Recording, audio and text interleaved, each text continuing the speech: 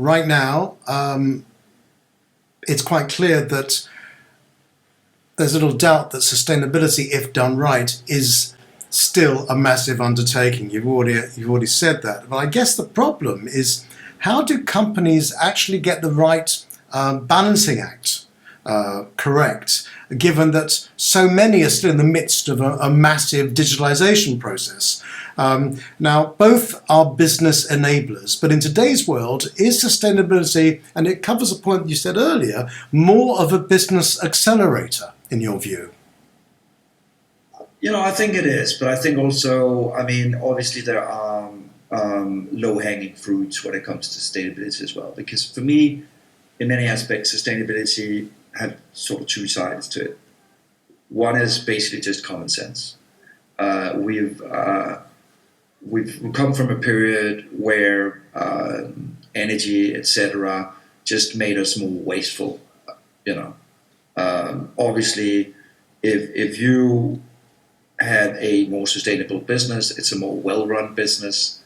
There's a lot of things that's about optimization. So just on operations, there's a lot of things that make sense. So a lot of this is, in fact, common sense. Then when we sort of look at the bigger sort of growth case and opportunity, I think that is very much around a partnership. And this is something that I see across any industry is really to say, as soon as you put a vision out there and you get your suppliers and everyone to believe in this vision, you rally and you drive innovation, you drive new ways of thinking. And so often I've seen in organizations what that can unleash, things that you didn't think was possible, ways where you come up with new products and services, new ways of working together. So I think as soon as you sort of put a stick in the ground and you're like, okay, we want to do this differently, and invite everyone on board, because it's not a simple operation. The amount of people, suppliers that goes into creating an airport experience is tremendously difficult. The restraints in terms of space, safety, etc. But that's also why I think if you put that stick in the ground, you say this is where we want to move towards. I think there's plenty of opportunities to be harvested. And again, as I said, at the moment, we are seeing a pushback, right? And we are seeing, even though I always joke a little bit about every time we hear something from younger people, because they're like, believe so much in sustainability and we don't want to fly. And yet, most of those young folks have flown more than I have in my age still. So comes with a you've got to take it with a bit of grain of salt. But I really do think that the mindset of looking at this as an opportunity and as a way of pushing forward a big vision is where this really needs to be. This is the framework that needs to be put in place. But you then might subscribe to the idea that sustainability does actually effectively future-proof businesses, because if you don't go along a sustainable path, will there be some damage down the line, a future ecological debt, as it were, that those businesses who don't pursue a sustainable path cannot escape from? You mentioned digitalization before. It's laughable to still see how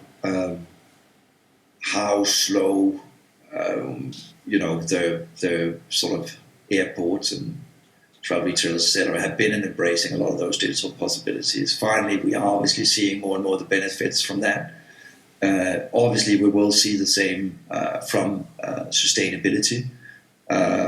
This is a wave that you just can't ignore it, and also there is obviously a real danger in terms of your license to operate. So, as you've said, to make sustainability work, everyone needs to be a stakeholder, whether it's governments, regulators, investors, customers, consumers, and so on. I mean, but just how, and this is really your bag, isn't it, is sustainability best communicated internally? There's many aspects to it. I think when you want to create something bigger, it needs to be something that resonates both internally and externally. I very much believe that the sustainability programs that are best run are the ones that sort of speaks to both sides of that coin. We know today that people want to work for an employer that are seen as responsible. You don't want to have to sit at the dinner table and defend yourself every time you say you work for an airline or at an airport, because those are some of the conversations that people unfortunately are being faced with more and more. Haven't you seen the climate crisis? Why are you working at an airport? Why are you working for an airline? So that's the internal thing, and so I think it's important to give them a vision, give them something to believe in, tell them that we are on a journey, as we all are, when it comes to sustainability. And the second thing is obviously how you tap into the bigger journey we all are at, and so for me, it's very much about trying to anchor it in something that actually makes meaning for all of us. I think the good program speaks to both, because there's a push and pull for both sides, and so that's what I typically encourage them to do. I wrote a book lately called The Hero Trap, which actually warned companies, leaders, and brands about taking sort of that hero's pedestal and say, we're going to fix everything for you, just relax, we've got a vision, we're going to be the world's greenest airport and X, Y, Z. And rather actually putting yourself in people's feet and say, this is journey, we're on it together. Let's see how we can create a better, healthier, more fair way of traveling. We want to support that. Let's chat about this. Let's go on this journey together. I think that's a much, much better way of succeeding. So it's not about turning sort of your brand into some sort of green hero on a quest, but much more about turning each and every one of us into that hero, so we can sort of feel the excitement about it. And I mean, it's a commercial imperative, isn't it? Really, yes, yeah, no, for sure it is, because I think we've all been there. I mean, I have 200 odd travel days a year. I have more than my fair share of lack of experiences when it comes to airlines and airports. I mean, most of the time I can't even remember what airport I was in or what airline I flew with. So there's that opportunity, right? But again, sustainability shouldn't be to succeed with this, these things need to go hand in hand. It still needs to be a great experience. It still needs to be a convenience. It still needs to be about good price. But sustainability is that little add-on, that little extra.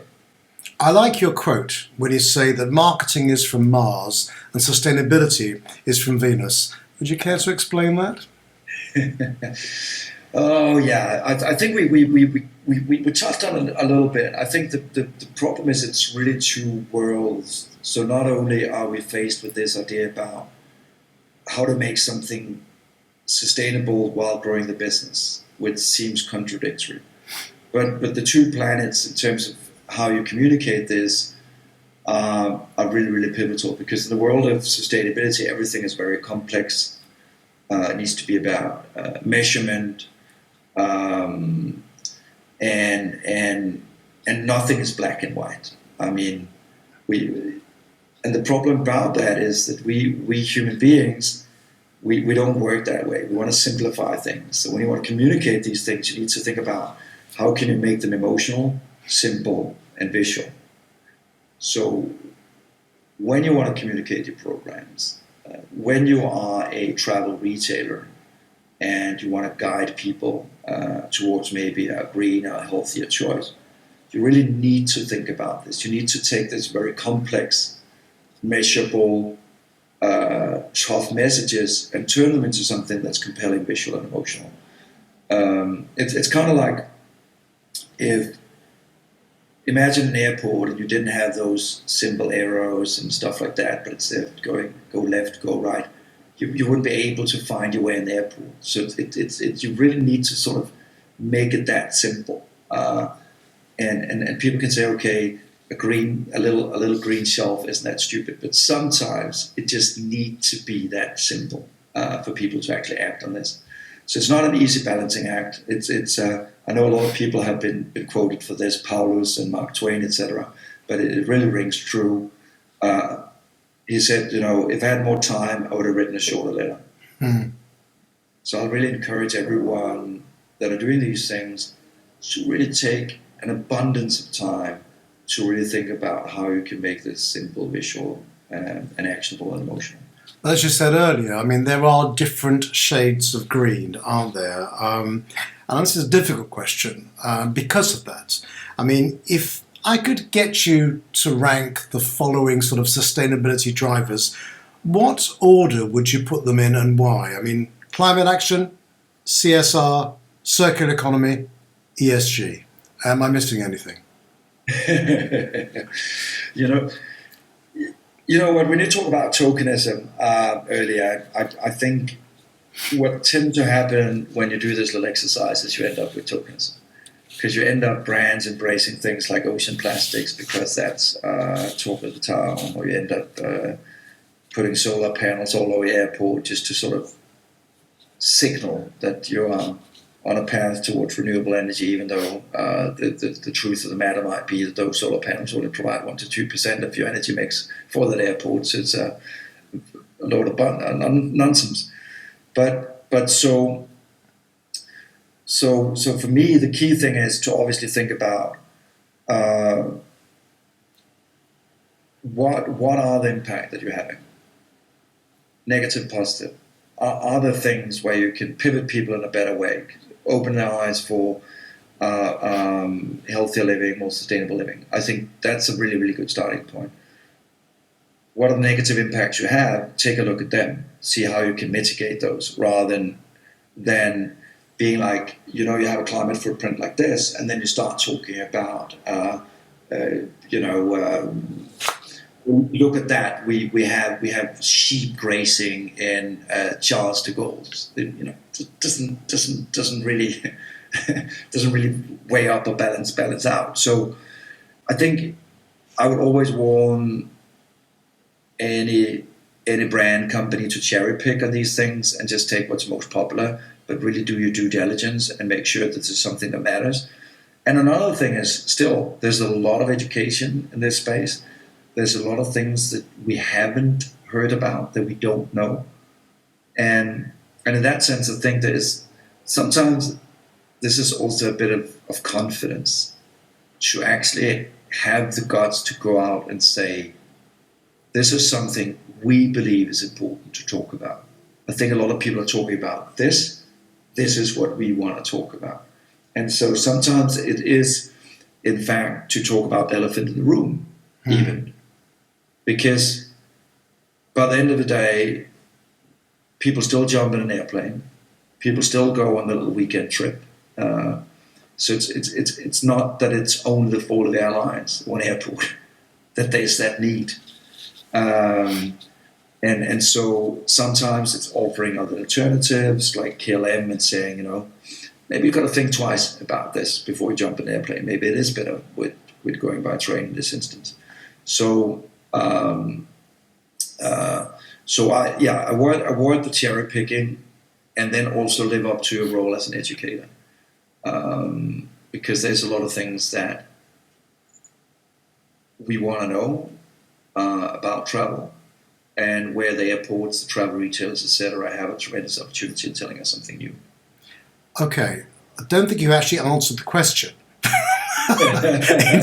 in terms of your rank order, I'll give it to you again. Just give it 1, 2, 3, 4, or they're all the same. Climate action, CSR, circular economy, ESG.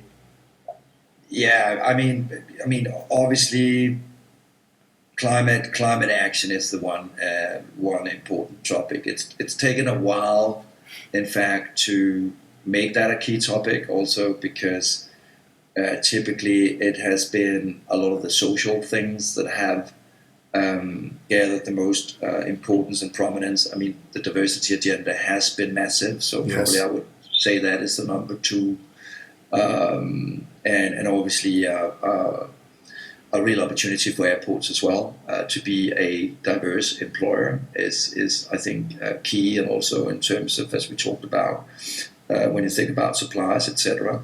So probably climate diversity, I would probably say are the top two ones at the moment that you gotta focus on. I think when you mentioned circularity is interesting. It's one of those topics that it's emerging. I still, I think in travel in general, we see more and more circular thinking. I do see that in some instances in with airlines as well, that they're trying to think in more sort of circular practices when it comes to the meals that they serve, or business amenity kits and things like that. What I love about the circularity thing is that that is a really, really good example of embracing new innovations, or even driving down cost from just being a little bit smarter, and thinking common sense. A last thing that I would say is that all the ones that deliver easy and measurable targets, whether that is water consumption, electricity, etc., those are obviously easy wins. They're easy to measure. Diversity, easy to measure. So that will definitely be some of the key priority areas in general. Now, we again touched on this slightly earlier, that arguably pressure from outside has led to a lot of noticeable greenwashing from companies, and travel retail is actually no exception to this. I mean, and yet, arguably, greenwashing does the very opposite for future-proofing businesses. I mean, what's your take on this? We talked about it earlier, about the fact that there could be some ecological debt Yeah. that companies may face if they don't get their acts together. The challenge about this space, and I in that sense, I do understand that a lot of people, when they look at the topic of sustainability, have fear, anxiety, etc., because obviously everybody is afraid to act, to speak out about some of these things, because it might backlash, and especially when you are in a more contentious industry, as we're talking about right now. So it's not easy to navigate. And the other challenge is that what might have been okay 2 to 3 years ago is not okay anymore. And so it's obviously a moving target, and that makes this incredibly difficult. I mean, if we look at the diversity agenda, it's almost like chasing a rainbow. When you think that LGBTQ is fine, then it's LGBTQ plus. So we see these topics mature and move forward. So there is obviously a real danger of being accused of greenwashing, especially as with the industry you're in. But I think also that the challenge of not speaking up, of not putting these programs in place, of not sharing that journey, might actually be much more dangerous. But it's also how you go about it. Because obviously, and I use this example quite a bit, like when when I was living at home at my parents' house, my mom and dad were sensible folks, so they would obviously ask me to clean up my own room because I did a hell of a mess. So obviously, I wouldn't get a lot of credit if I went into my mom and dad's, if I went into the living room and put up a big banner and said, "Mom and Dad, look, I cleaned my room." Most of the time, that's what we see from corporates, that they go out in mass media, billboards, etc., Good and they analogy. say, "Hey, look at us, we're so green, we're doing this and that." Wrong approach. You put yourself as the hero. Another way of going about this is actually using all these touch points you automatically have in the airport, or when you have people in the airline seat, or when you have people in travel retail, to share those small stories on the bag, on the receipt, all those things where it doesn't come off as, hey, look at us, we're so green, we're so saint-like. And so that might be a way of at least starting that conversation. And also being very honest about the flaws. I think that's also a key to avoiding greenwashing, is to say, we're an airline, our carbon footprint is massive, we know that, these are some of the things we're doing right now. Do you have suggestions for what we could be doing better? Let us know. Make it a conversation. Make it more inclusive. And another thing about greenwashing is obviously, which doesn't make this topic easier, is obviously new legislation coming out all the time in terms of what you're allowed to do, and some of that regulation is becoming more and more strict. In some countries, more strict than others. It's a tough balancing act to get this right at the moment. It's been a really enlightening conversation, Thomas. To close, if you had a few key things that you wanted to say to the aviation and travel retail sector, what would they be? I think the first one I really want to touch on is the honesty, dimension, to come out and say this is where we're at, this is where we're going, this is the flaws that we have. This is going to take time. This is going to take everybody's effort. Let's go on this journey together. So that would be the first one. The second one is really to avoid pitching yourself as the hero. Don't go in there and put up a big billboard saying, hey, look at us, we're green, but rather think about how you can turn each and every one of us into the heroes, how you can get your suppliers on board that journey, your customers in the airport, get them all to be part of that journey. That's a good way of avoiding the greenwashing, but also looking at the opportunities that can come from this as well. Thirdly, I mentioned this a million times. I mean, this move away from responsibility to possibility, to really put yourself in your customers, suppliers, employers' shoes, and understand how can you actually help them on their journey towards living more sustainable, fair, and responsible, with all the possibilities that does offer in terms of product innovation, service innovation, etc. There's a lot of things there in a tremendously conservative industry that can be harvested quite easily. Differentiate yourself in the competition against others, and actually and hopefully make an industry that is about joy, excitement, travel, to make that, to live up to its obligation. And lastly, the balancing act we talked about: marketing is from Mars, sustainability is from Venus. It's going to be difficult. It's going to take time, and it's not going to be easier going forward. So again, when you are thinking about your communication, when you're thinking about your experiences, really think about that balancing act between the just doing the right thing, the complex stories and all that stuff, and how you can turn that into something that actually really moves people. Because people, for me, sustainability is a super exciting topic in the sense that it's about a good life. How do we live a good life? How do we live a life where it's clean and fresh air, safe community, healthier food? And if one takes that sort of approach, then there's a lot that can be done. And especially because, for me, one of the things I love about travel is, in fact, that this is bringing people together. It's making the world move around. It's sharing of cultural understanding. And in a time where we are so divided, I think travel is one of those key things that can actually bring us together. Just to end on a bit of a hopeful note here. Good stuff.